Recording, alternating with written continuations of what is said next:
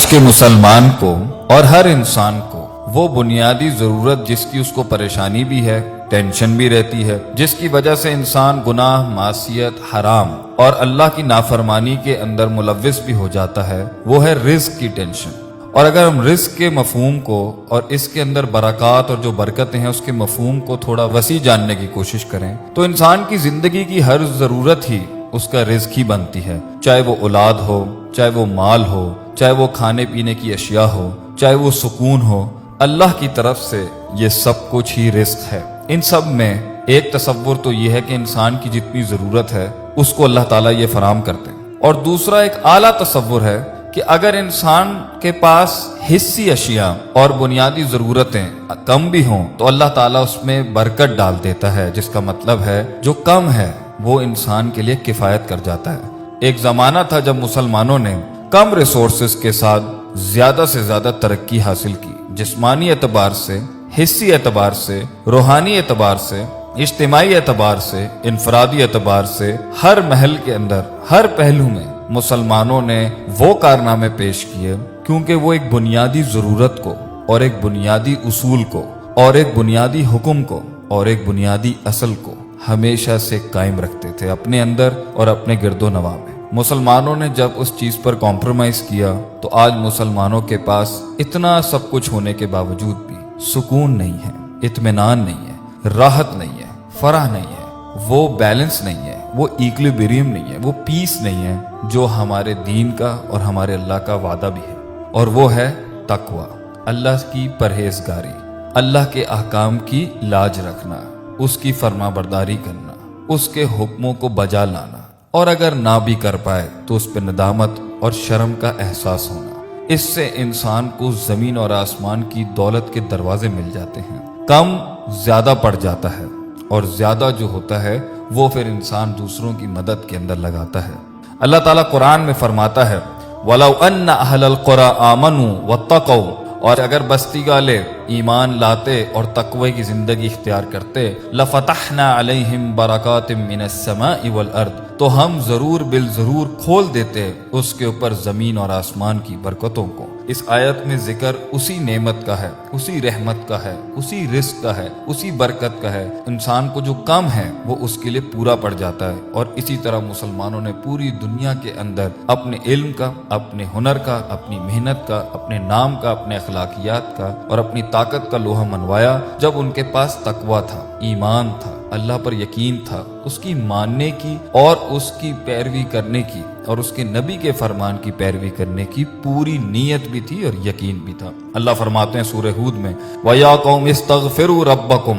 اے میری قوم اگر تم نے استغفار کیا، ثُمَّ تُوبُوا إِلَيْهِ، اور پھر تم توبہ کے مستقل پروسیس میں اگر ہمیشہ مشغول رہے کہ تمہیں اپنے گناہوں پہ ندامت رہی، دل میں احساس ہوا، اس چیز کا ڈر تھا کہ میں نے اللہ کی شان میں یا اللہ کے عرش کے نیچے اس کی نہ مانی، اگر یہ ندامت، یہ احساس تمہارے اندر تھا تو اللہ فرماتا ہے یرسل السماء علیکم مدرارا، ہم تمہارے اوپر ایسی بارش اور ایسے بادل جو پانی اور بارش سے بھرے ہوئے تھے، موسلادھار بارش سے بھرے بھیجتے کہ تمہارے ہاں خوشحالی ہی خوشحالی، ہریالی ہی ہریالی، ایگریکلچر ہی ایگریکلچر، پانی کی فراوانی، رزق کی فراوانی تمہاری اس توبہ اور استغفار کے تحت ہم بڑھا دیتے۔ وَيَزِدْكُمْ قُوَّةً إِلَىٰ قُوَّتِكُمْ، اور ہم تمہاری قوت کو مزید بڑھاتے اور بڑھاتے، تمہاری طاقت کا ہر وہ ایسپیکٹ جسے تم سمجھ سکتے ہو، ہر ڈیمنشن میں، ہر ڈومین میں ہم تمہیں طاقتور کرتے۔ وَلَا تَتَوَلَّوْا مُجْرِمِينَ، اور نہ پھر جانا تم اس حالت میں کہ تم مجرم ہو، جرم کرنے والی حالت میں مت جانا، اللہ کا انکار کرتے ہوئے یا اس کے فرامین کا انکار کرتے ہوئے یا اس سے منہ موڑتے ہوئے۔ اسی طریقے سے اللہ فرماتے ہیں وَمَن يَتَّقِ اللَّهَ، اور جو اللہ سے ڈر گیا، اس کا احساس اس کے دل میں پیدا ہوا کہ میں اپنے رب کی مخلوق ہوں، میں نے اس کے پاس جانا ہے، ایک دن اس کو حساب دینا ہے، اس زندگی کا، ان لمحات کا، ان لحظات کا ایک دن میں نے اکاؤنٹیبلٹی دینی ہے، تو کیا ہوگا؟ یجعل لہ مخرجا، ہم اس کو مخرج دیں گے۔ مخرج اگر آپ نے سنا ہوگا، مخرج ایگزٹ کو کہتے ہیں، اور یہاں پہ مراد ہے ہر پین، ہر ٹرائل، ہر ٹریبولیشن، ہر مایوسی، ہر غم، ہم کرب، زندگی کی ہر تکلیف سے جو مخرج ہوگا، جہاں چاروں دروازے بند ہو جاتے ہیں، پانچواں رستہ جو ہوگا، ہر تنگی کے اندر سے جو شرح صدر ہوگا وہ اللہ کرے گا۔ اور آیت میں اللہ آگے فرماتے ہیں وَيَرْزُقُهُ مِنْ حَيْثُ لَا يَحْتَسِبُ، اور رزق ہم تمہیں وہاں سے دیں گے جہاں تمہارا گمان بھی نہیں جا سکتا۔ لیکن آگے اللہ نے ایک اور ارشاد فرمایا وَمَن يَتَوَكَّلْ عَلَى اللَّهِ، اور جس نے اللہ کی ذات پر کامل توکل رکھا، عقیدہ رکھا، یقین رکھا، اعتماد رکھا، جیسے کہ خالی پیٹ چڑیاں صبح نکلتی ہیں یہ سوچ کے نہیں کہ انہیں ملے گا نہیں ملے گا، اس یقین کے ساتھ کہ انہیں ملے گا ہی ملے گا، اللہ سنبھالے گا، اللہ کے سوا کسی اور کے آگے قلباً ظاہراً جسماناً عقلاً اور اپنے جسم اور اعضاء اور روح کے ساتھ کسی کے آگے نہیں جھکنا سوائے اللہ کے۔ جو ایسا توکل اللہ پہ رکھتا ہے فَهُوَ حَسْبُهُ، تو اللہ کہتا ہے ہم اس کے لیے کافی ہیں، ہم اس کے لیے کافی ہیں۔ ان اللہ بالغ امرہ، اللہ اپنے معاملات کو پہنچا دیتا ہے جہاں اسے پہنچانا ہوتا ہے۔ قد جعل اللہ لکل شیء قدرا، اللہ نے ہر چیز کی قدر، اس کی تقدیر، اس کی مقدار بیان کر دی ہے، ہونا وہی ہے جو اللہ چاہتا ہے۔ اسی طریقے سے اللہ تعالیٰ ایک اور جگہ فرماتے ہیں فَقُلْتُ اسْتَغْفِرُوا رَبَّكُمْ إِنَّهُ كَانَ غَفَارًا، بے شک کہ اللہ بہت معاف کرنے والا،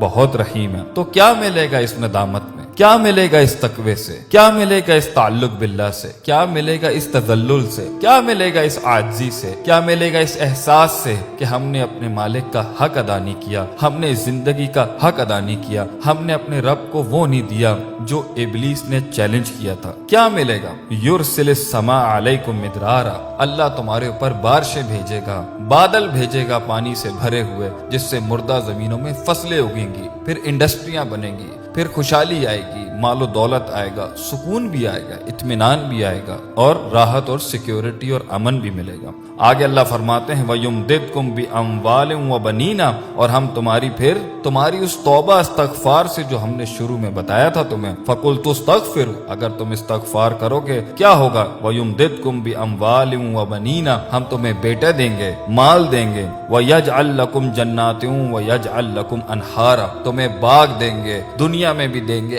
آخرت میں بھی جنت دیں گے، اور تمہیں اس میں نہریں دیں گے، خوشحالی دیں گے، سکون دیں گے، اطمینان دیں گے۔ اسی طریقے سے اللہ تعالیٰ نے قرآن میں فرمایا یا ایھا الذین آمنوا ان تتقوا، اے ایمان والو اگر تم نے اللہ کا تقوی اختیار کیا، ان تتقوا اللہ یجعل لکم فرقانا، ہم تمہیں فرقان دیں گے۔ اس آیت میں بہت اسباق ہیں، یہی کافی ہے۔ اسی طرح اللہ نے فرمایا یا ایھا الذین آمنوا، اے ایمان والو، ان تتقوا اللہ، اگر تم نے اللہ کا تقوی اختیار، گاڈ کانشسنس، پرہیزگاری، پرفارمنسز، پروڈکٹیوٹی، نماز، روزہ، حج، زکوٰۃ، اخلاقیات، اذکار، صبح شام اللہ کی یاد، توبہ، نماز کے بعد کے اذکار، زندگی کو جھوٹ سے بچانا، دھوکے سے بچانا، فریب سے بچانا، ربا سے بچانا، شرک سے بچانا، چوری سے بچانا، بد نظری سے بچانا، ہاتھ، پیر، پیٹ، آنکھ، منہ، کان کے گناہوں سے بچا کے رکھنا، غیبت سے بچا کے رکھنا، لوگوں کی عصمت، لوگوں کی عزتوں کو پامال کرنے سے بچا کے رکھنا، حق کا ساتھ دینا، امر بالمعروف کرنا، نہی عن المنکر کرنا۔ اگر تم اس نہج کے اوپر چل رہے ہو تو کیا ہوگا؟ ان تتقوا اللہ،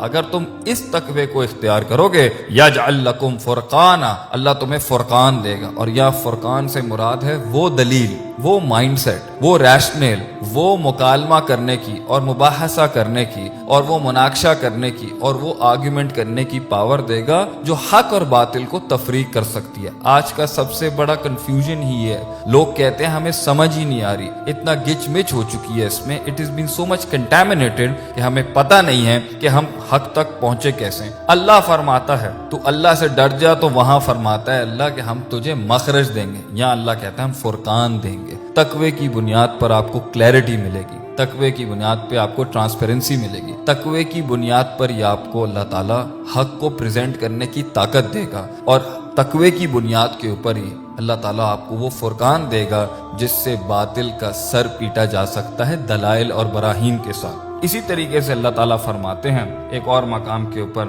وَنِسْتَغْفِرُوا رَبَّكُمْ، اگر تم نے استغفار اور توبہ کی، تقوی، پرہیزگاری، گاڈ کانشسنس، ثُمَّ تُوبُوا إِلَيْهِ، ماضی کی بھی کی اور ثُمَّ تُوبُوا إِلَيْهِ، اور بعض مفسرین کہتے ہیں توبہ سے مراد آنے والے کی بھی، جو مستقبل میں ہونی ہے اس کے بارے میں بھی ڈر کے رہے اور احساس رہا کہ جو آج ہو رہا ہے اللہ ہمیں اس کے لیے معاف کر دے۔ کیا ہوگا؟ یمتعکم متاعا حسنا، ہم تمہیں متاع دیں گے، مال و دولت دیں گے، دنیا کا ساز و سامان دیں گے۔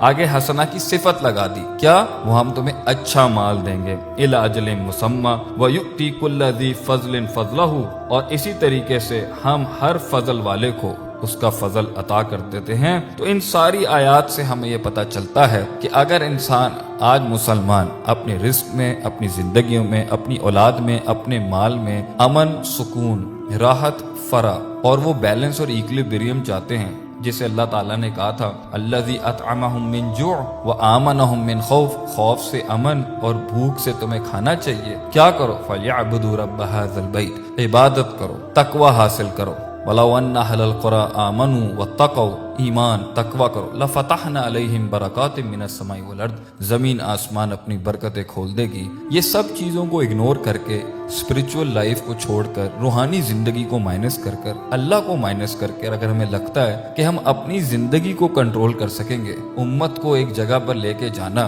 اور امت کو ایک رستہ دکھانا، اور اس امت کو بھی جس نے شاید ابھی تک دین کی دعوت نہیں پہنچی یا قبول نہیں کی، یہ تبھی ہو سکتا ہے کم سے کم ریسورسز میں زیادہ سے زیادہ پرفارمنسز تبھی ہو سکتی ہیں مسلمانوں سے جب وہ تقوی، ایمان، پرہیزگاری، استغفار، توبہ، انابت، احساس، ندامت کی زندگی کی طرف رجوع کریں گے۔ اللہ تعالیٰ زمین اور آسمان کشادہ کر دے گا اس دنیا میں ہمارے لیے۔ اللہ تعالیٰ مسلمانوں کے ہر قسم کے حالات میں آسانی اور رحم فرمائے۔